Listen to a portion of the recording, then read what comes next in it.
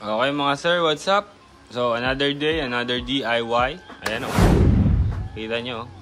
Dual color parking light MSM. So mag-install tayo ngayon ng ating dual contact tayo sa signal light natin sa harap. Gagawin nating dual contact. Tapos with a twist, hindi yung normal na plug and play lang, isasalpak mo lang basta-basta. Lalagyan natin siya ng diode. Yan, 2 amperes diode. So, nakita natin to sa mga fellow YouTubers natin na nagdi-DIY. So, nagtanong tayo kay NB Moto ba yun? Si NB Moto, tsaka kay Becky's work ba yun? Yan. Diode na 2 amperes FR207. Gagamitin natin. Ito. Puputulin natin dito. Kasi tatap natin na ganyan. Yan. Yung may silver na yan, yan yung nakatapat dito. Ayan, kaganyan. So, ba't ba lalagyan ng diode?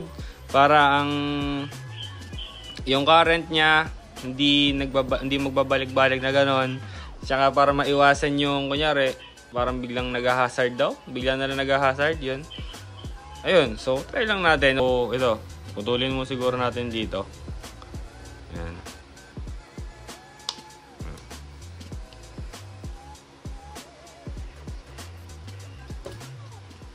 Okay, so dito, magsusolder na tayo. Sobrang tagal na nung huling solder natin. College pa ata. Third year college. Pero ito yung pinaka hindi ko nagustuhan sa buong college days ng pagsusolder ng mga PCB, ng mga diode, ng mga resistor sa PCB. Ayan, pero makakatapos naman tayo dito ng malapit. Ayan.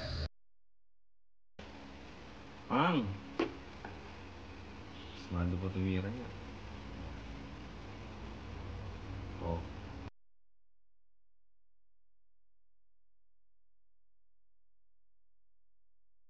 Okay guys, update. Tapos na tayo dun sa isang part. So, nalagyan na natin ng diode. Nagkamali lang ako kasi hindi ko siya agad na pasukan ng shrinking tube. Okay, dun naman tayo sa isa. Dito, same steps lang ang ginawa natin. Solder, magkabilang side. Basta yung gray part ng rectifier diode, yung dapat yung nakatapat dun sa dual contact niya. Ganun lang. As yan. Electrical tape, tapos shrinking tube para safe.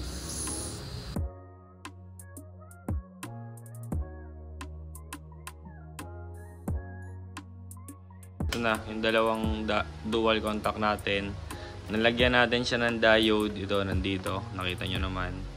So, itong isang side natin, ano lang siya, electrical tape lang nakabit natin kasi hindi tayo nakapaglagay ng shrinking tube. Itong isa naman, may electrical tape tapos may shrinking tube. Okay mga sir, so ito na tayo sa switch natin. Ang hindi natin gagamitin is itong normally close. Ayan, tatanggalin natin to. Tapos, ang gagamitin lang natin is itong positive. Itatap natin dito sa white, which is yung normally open nya. Kaya mag-alala, pag binuksan nyo naman kasi itong halo switch, merong nakalagay dyan na NC, NO, C. So yun, yung normally close, ito yon, yung green. Yung white, normally open. Yung C, yung common, itong dilaw. Tapos yung black, negative. Itong positive at ang normally open, pagsasamahin ko to, ito yung itatap natin sa ating dual contact. Tapos ito namang common, ito yung itatap natin dun sa park light positive. Itong ground, dun na lang sa ground sa may tornilyo sa bakal, ganun.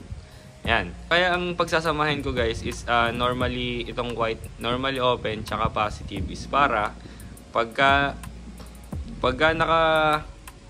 hindi siya naka-open, pag hindi siya naka-press, wala siyang ilaw, hindi gagana yung yung dual contact. Kasi pag pinress ko to, gagana yung dual contact, tas magkakaroon to ng ilaw. May LED indicator kasi yan.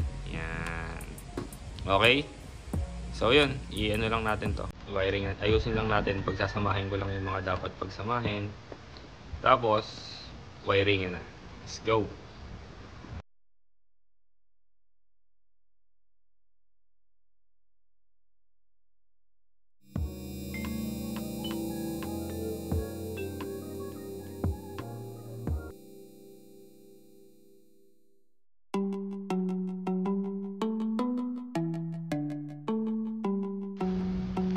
So, ayan na. Hindi ko na na-video kasi nagkagulo-gulo na. Hirap mag-solder. Ayan. Ito yung ano natin, positive tsaka normally open ng halo switch. Ayan, nagsama ko, tapos kinonect ko na dito sa isang wire. Ayan. Tapos, common ng halo switch. Nilagyan ko na rin ng extension. Tapos yung block, bahala na itong block na ito kung saan natin itatap ito mamaya.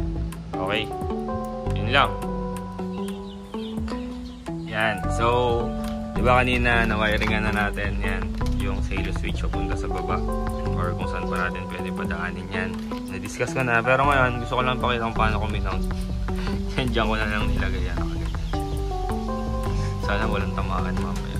Para pag i-access natin dito lang. Diba? So ito, ayusin na natin to. So itong dilaw, yung common, dito natin siya itatap sa brown ng park light. Yan. Okay. Banat. Let's go. Yung park light. Yung brown yung tatapan natin. So nagka-issue tayo. Nung magtatap na sana ako dito sa brown, naputol ko. Kaya nilagyan ko ng dugsungan na isa. Dinipit ko to. Dinipit ko rin yung galing dito sa bagay. Tsaka ko na sinama yung mismong galing sa ako. Tapos ito naman sa dual contact na to. Yung isang pitong isa. Let's go. So huhulin na muna natin itong valve. Yan. Papalitan natin ng ito. Na may diode.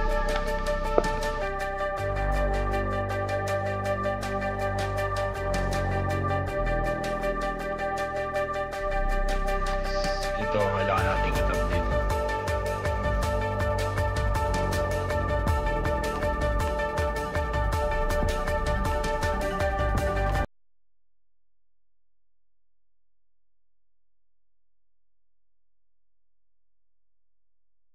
Okay, tapos tingin muna natin itong isang side. So ito, binody ground na lang natin yung halo switch na red, na black, na negative. Dito na lang natin tinap. Kasi ano, yung switch natin.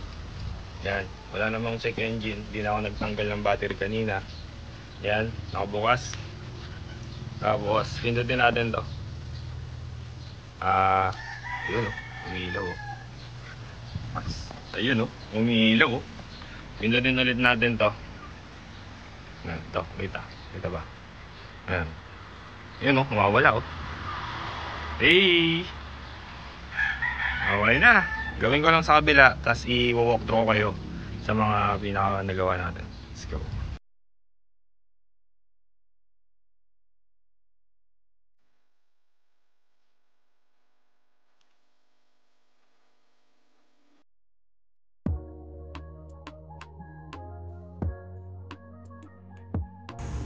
Test naman natin itong kabila kung gumagana.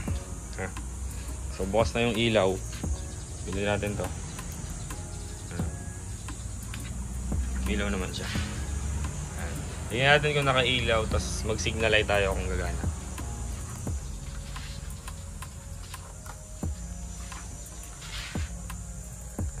Gagana naman. Signal light natin. Working pa rin. Okay. So babalik ko lang to. Balik natin. Balik ko lang lahat yan. Okay. Balikan ko kayo mamaya. Let's go.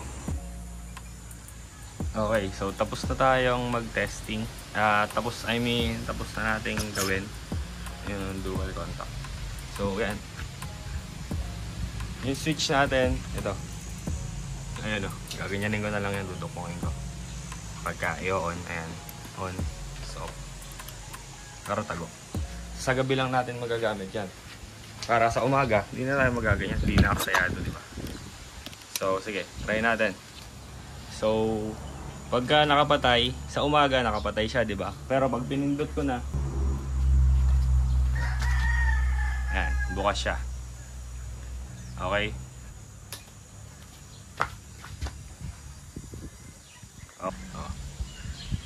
Okay, gumagana naman. So, check naman natin itong side na to, yung papaganahin lang natin.